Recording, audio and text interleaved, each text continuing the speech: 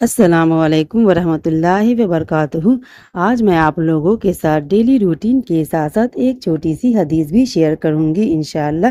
तो चलिए मैं अपने एक छोटी सी हदीस आप लोगों के सामने पेश करती हूँ, जिसका उन्वान ये है कि खुदा की सबसे बड़ी नेमत।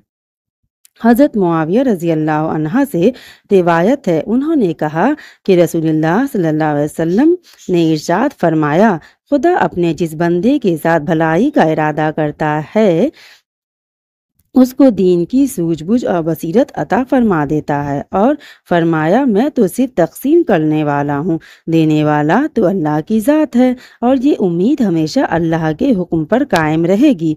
जो भी इसकी मुखालिफत करेगा उसे कोई नुकसान न पहुँचा सकेगा, यहाँ तक कि अम्र इलाही आ जाए। ये मुख्तसर हदीस इंतहाई जामा है। आप सल्लल्लाहु अलैहि वसल्लम ने इंतहाई हिकमत के साथ इस हदीस में 3 बातें ज़हन नशीन कराई हैं। पहली ये कि खुदा की सबसे बड़ी नेमत दीन की बसीरत है। रसूलुल्लाह सल्लल्लाहु अलैहि वसल्लम जो कुछ पहुँचाते हैं वो अल्लाह ही की तरफ से होता है। और तीसरी ये कि ये उम्मत क़यामत तक हक पर कायम रहेगी।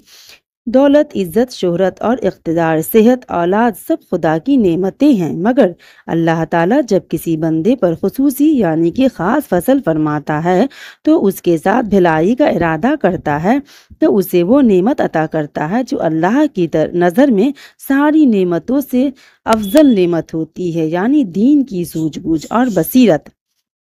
दीन की सूझबूझ ये है कि दीन की मंशा और रूह को समझे, दीन का मिजाज शनाश हो और वो हर तरह के नरम गरम हालात में दीन की सही तामीर और नुमाइंदगी कर सके।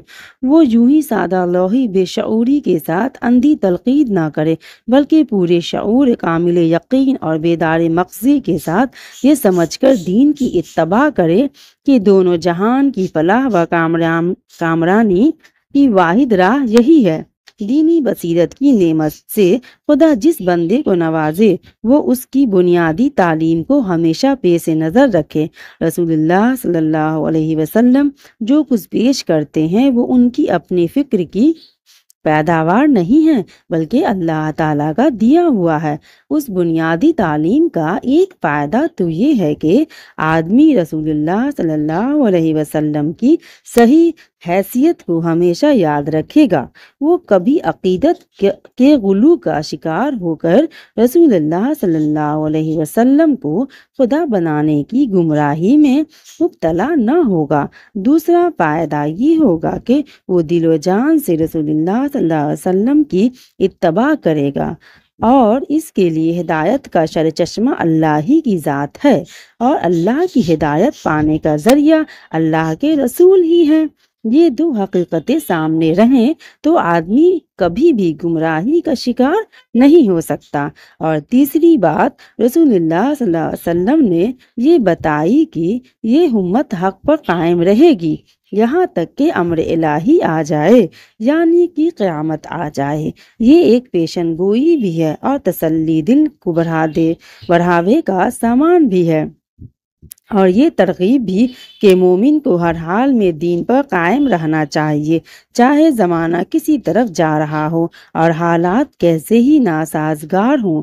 मोमिन को कोई ताकत नुकसान नहीं पहुंचा सकती, इसलिए कि नफ़ा और नुकसान सिर्फ अल्लाह के कब्ज़े में है, जिसने हर हाल में दीन पर कायम रहने की हिदायत फरमाई है और वो किसी पर उसकी बर्दाश्त से ज़्यादा बोझ नहीं डालता। तो आज के लिए बस एक छोटी सी हदीस यही थी। फिर एक नए वीडियो के साथ इंशाअल्लाह फिर एक छोटी सी हदीस आप लोगों के सामने लेकर आऊँगी, जिसमें हमारी डेली रूटीन भी होगी और थोड़ी सी हदीस की बातें भी होंगी। तो अब तब तक अपना बहुत सारा ख्याल रखिएगा, दुआओं में याद रखिएगा और दीजिए